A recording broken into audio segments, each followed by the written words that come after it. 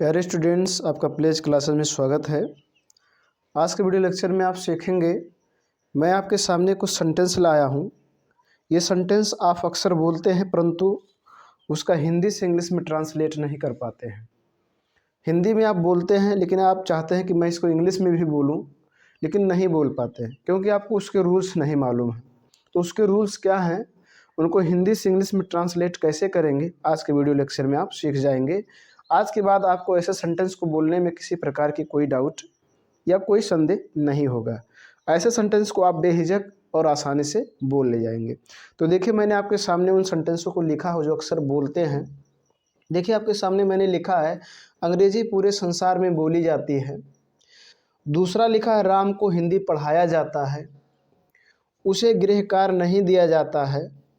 मुझे नहीं मारा जाता है। क्या पेड़ काटा जाता है। और आगे भी देखेंगे आप,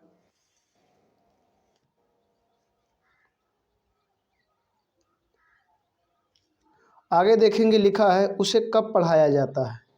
और उसके पहले लिखा, क्या झूठ बोला जाता है। फिर देखेंगे और भी सेंटेंस आपके सामने हैं।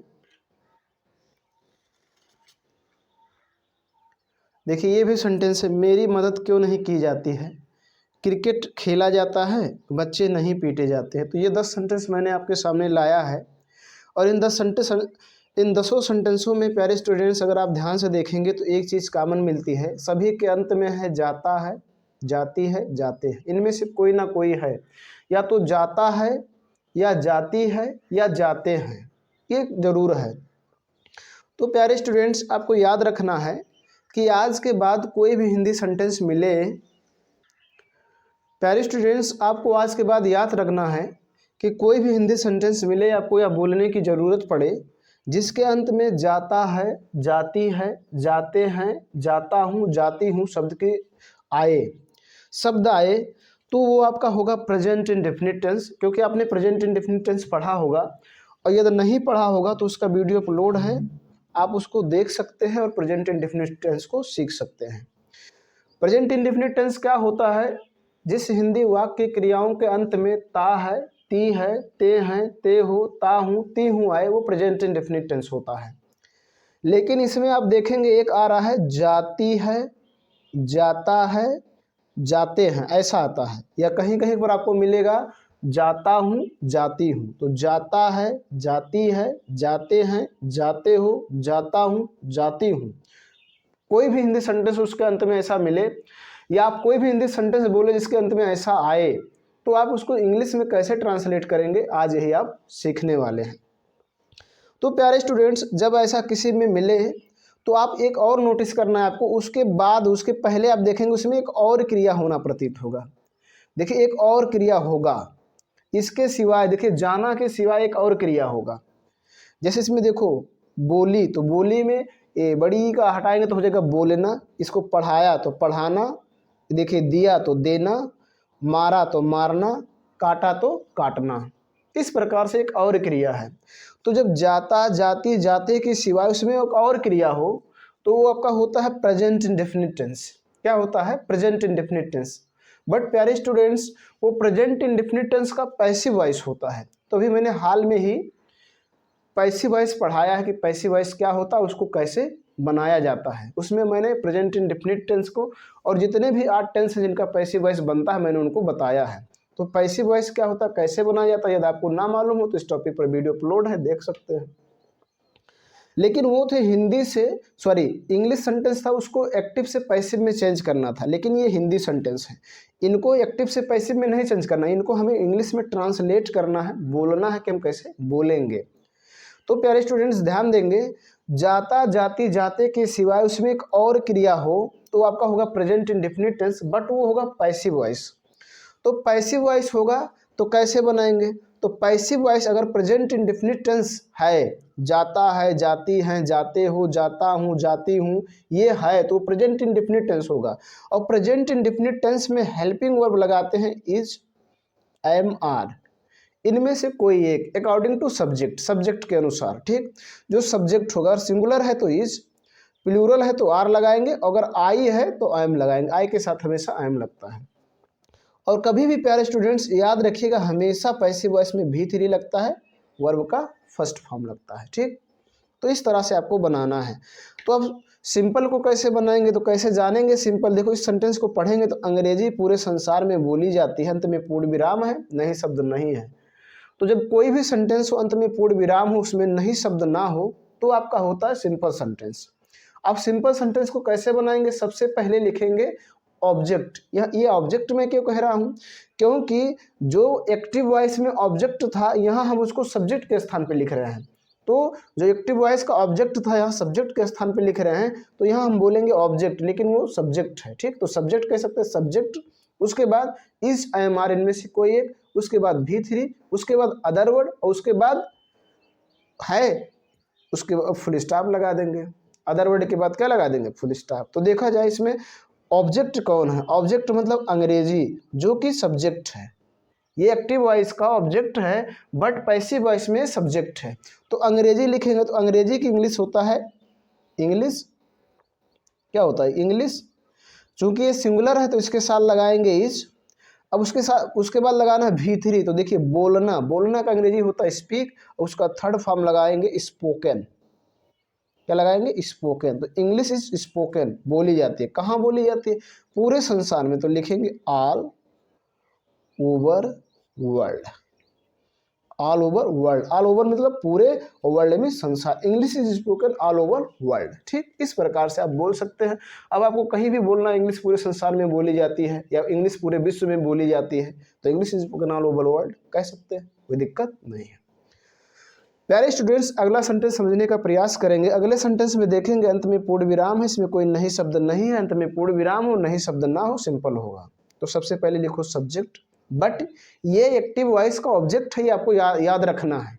ये एक्टिव वॉइस का ऑब्जेक्ट है, यहाँ पर सब्जेक्ट है। तो सब्जेक्ट कौन, राम, राम को। देखिए राम को, किसको, राम को। तो क्या किसको, किसे लगाने पर उत्तर में जो मिलता है वो ऑब्जेक्ट होता है, तो यहाँ ऑब्जेक्ट है, तो पहले राम लिख दो। अब राम के अनुसार इज एम आर लगाओ तो क्या लगेगा, इज। उसके बाद लगाना है V3, तो V3 पढ़ाना, पढ़ाना का अंग्रेजी होता है टीच, और उसका थर्ड फॉर्म हम लगाएंगे टॉट। उसके बाद अदर वर्ड, तो अदर वर्ड में है आपका हिंदी, क्या है, हिंदी, और उसके बाद फुल स्टॉप। ठीक, राम स्टार्ट, हिंदी, राम को हिंदी पढ़ाया जाता है। ठीक, अगला सेंटेंस समझेंगे प्यारे स्टूडेंट्स। उसे गृह कार्य नहीं दिया जाता। देखिए इसके अंत में पूर्ण विराम है बट इसमें नहीं शब्द है। तो जब अंत में पूर्ण विराम हो, उसमें नहीं शब्द हो, तो होता है नेगेटिव सेंटेंस। अब नेगेटिव सेंटेंस को कैसे बनाएंगे, सबसे पहले सब्जेक्ट कौन, एक्टिव वॉइस का ऑब्जेक्ट सब्जेक्ट हो जाएगा। देखो यहाँ उसे है, तो उसे की अंग्रेजी होता हिम, लेकिन यहाँ हमें सब्जेक्टिव केस यूज करना, अर्थात लगाएंगे ही। अब बताओ ही के साथ क्या लगाएंगे, इज। उसके बाद नहीं है तो नॉट, और कभी नहीं है तो नेवर, ही इज नॉट। अब देना, तो देना का अंग्रेजी क्या होता है, गिव। क्या होता है, गिव। तो यहाँ लिख देंगे गिव, लेकिन यहाँ थर्ड फॉर्म लगाना है, गिवन हो जाएगा। क्या नहीं दिया जाता, homework, he is not given the homework. गृह कार्य की अंग्रेजी होमवर्क। ठीक, और उसके बाद लगा देंगे फुल स्टॉप। ठीक, आगे बढ़ेंगे। मुझे नहीं मारा जाता है। अगले सेंटेंस को आप समझेंगे प्यारे स्टूडेंट। तो देखिए अंत में पूर्ण विराम है बट इसमें नहीं शब्द है, नहीं शब्द है, तो नहीं शब्द होगा तो नेगेटिव सेंटेंस होगा। अब सबसे पहले हम लिखेंगे सब्जेक्ट, लेकिन ये एक्टिव वॉइस का ऑब्जेक्ट है। मुझे क्या है, ऑब्जेक्ट। तो मुझे, मुझे मतलब मैं, तो मैं की अंग्रेजी क्या होता है, आई। ठीक, और आई के साथ क्या लगाएंगे, आई एम। और देखिए नहीं है तो लगा देंगे नॉट, कभी नहीं होगा तो नेवर। और मारना, मारना का अंग्रेजी होता है वीट, और उसका थर्ड फॉर्म लगाएंगे वीटेन, आई एम नॉट वीटेन। और अदर कोई है नहीं तो full stop, I am not beaten, मुझे नहीं मारा जाता है। ठीक, अगला समझिए प्यारे स्टूडेंट्स, आपके सामने अगला सेंटेंस है, क्या पेड़ काटा जाता है। तो देखिए इसके अंत में क्वेश्चन मार्क है, क्या है, क्वेश्चन मार्क। तो जब क्वेश्चन मार्क हो तो ये निश्चित है इंट्रोगेटिव सेंटेंस होगा। बट इंट्रोगेटिव सेंटेंस दो प्रकार का होता है, एक yes no type interrogative sentence और एक WS टाइप इंट्रोगेटिव सेंटेंस। तो yes no type interrogative sentence क्या होता है, ऐसे इंट्रोगेटिव सेंटेंस जिनका आंसर यस या नो दे सके। आपसे पूछा जाए क्या पेड़ काटा जाता है, तो आप कह सकते हैं यस या कह सकते हैं नो, अर्थात इसका आंसर आप यस या नो में दे सकते हैं। तो ऐसे इंट्रोगेटिव सेंटेंस जिनका आंसर आप यस या नो में दे सकें, उसे कहा जाता है yes no type interrogative sentence. तो ये आपका है yes no type interrogative sentence. सबसे बड़ी पहचान है yes no type interrogative sentence के शुरू में आपको क्या शब्द मिलेगा, क्या शब्द। तो देखिए यहाँ क्या आया है, यहाँ भी देखेंगे क्या झूठ बोला जाता है, तो यहाँ भी क्या आया है। ठीक, तो अब इसको कैसे बनाएंगे, तो सबसे पहले लगाएंगे इज AMR, इनमें से कोई एक, बट अब देख लेंगे सब्जेक्ट कौन है, अर्थात एक्टिव वॉइस का ऑब्जेक्ट कौन है। तो यहाँ पेड़ है, तो पेड़ देखिए, क्या पेड़ काटा जाता है, तो एक पेड़ की बात हो रही है, पेड़ काटे जाते हैं, अगर ऐसा होता तो बहुत पेड़ की बात होती। तो आप यहाँ लगाएंगे इज, और उसके बाद ऑब्जेक्ट द ट्री, यहाँ पर सब्जेक्ट है लेकिन ऑब्जेक्ट है, इज द ट्री। और उसके बाद काटना, तो काटना का अंग्रेजी क्या होगा, काटना, तो काटना का अंग्रेजी होता है कट, और इसका थर्ड फॉर्म भी कट होता है, इज द ट्री कट, और उसके बाद क्वेश्चन मार्क, और अन्य कोई है नहीं। अगला समझेंगे, क्या झूठ बोला जाता है। तो देखिए इसके शुरू में क्या है, मैंने अभी कहा शुरू में क्या हो, अंत में क्वेश्चन मार्क, और उसका जवाब यस या नो में दे सके तो yes no type interrogative sentence. अब जब yes no type interrogative sentence होगा तो सबसे पहले इज AMR लगाएंगे। तो देखो यहाँ ऑब्जेक्ट देखेंगे, ऑब्जेक्ट क्या है, झूठ, तो झूठ क्या है, सिंगुलर या प्लूरल, तो सिंगुलर होता है तो लगाएंगे इज, क्या लगाएंगे इज। और झूठ, झूठ की अंग्रेजी होती है लाई, ठीक, लाई, इज लाई। और बोलना, तो बोलना का अंग्रेजी होता है टेल या स्पीक, चाहे टेल लगाए या स्पीक, तो हो जाएगा इज लाई, क्या हो जाएगा टेल, तो टेल का थर्ड फॉर्म हो जाएगा टोल्ड, और अन्य कोई है नहीं, लगा देंगे question mark, is lie told, क्या झूठ बोला जाता है। अगला समझिए, उसे कब पढ़ाया जाता है, उसे कब पढ़ाया जाता है। प्यारे स्टूडेंट्स ध्यान से देखेंगे, इसके भी अंत में इंट्रोगेटिव सेंटेंस है, लेकिन आप ये देखते हैं कि इसके शुरू में क्या नहीं है। तो जब शुरू में क्या ना हो, इंट्रोगेटिव सेंटेंस हो, तो होता है WS टाइप इंट्रोगेटिव सेंटेंस। क्या होता है, WS टाइप इंट्रोगेटिव सेंटेंस, अर्थात ऐसे इंट्रोगेटिव सेंटेंस जिनका आंसर आप यस या नो ना दे सकें। अगर आपसे पूछा जाए कि उसे कब पढ़ाया जाता है, तो कह सकते हैं यस या कह सकते हैं नो, नहीं बिल्कुल नहीं कह सकते हैं, आपको इसका आंसर देना पड़ेगा, यस या नो कहने से पूरा नहीं होगा।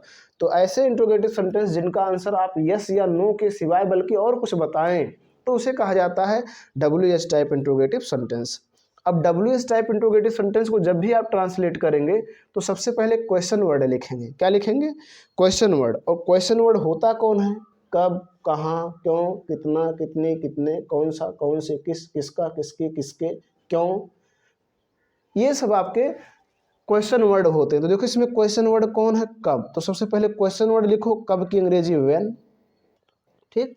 उसके बाद लगाओ इज AMR, लेकिन ऑब्जेक्ट देख लो, ऑब्जेक्ट है उसे, उसे की अंग्रेजी यहाँ हमें लगाना ही, तो ही के साथ लगता है इज, व्हेन इज, उसके बाद ही ऑब्जेक्ट जो कि यहाँ सब्जेक्ट का काम कर रहा है। उसके बाद देखिएगा पढ़ाया, तो पढ़ाना का अंग्रेजी टीच, और उसका थर्ड फॉर्म लगाएंगे हो जाएगा टॉट।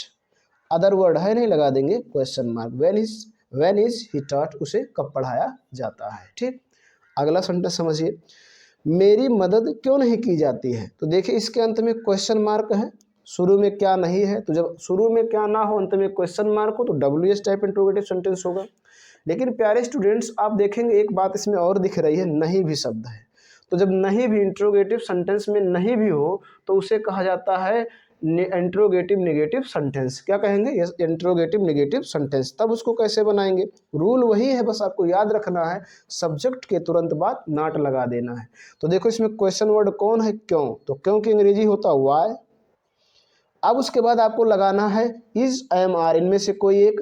तो देखो यहाँ पर ऑब्जेक्ट कौन है, मेरी, और मेरी की अंग्रेजी होती है मी, लेकिन मी बना किससे है, आई से, तो यहाँ लगाएंगे आई एम, क्योंकि आई के साथ लगता है आई एम, ठीक। तो आई एम यहाँ नहीं है, देखो सब्जेक्ट के तुरंत बाद नॉट लगाओ तो नॉट।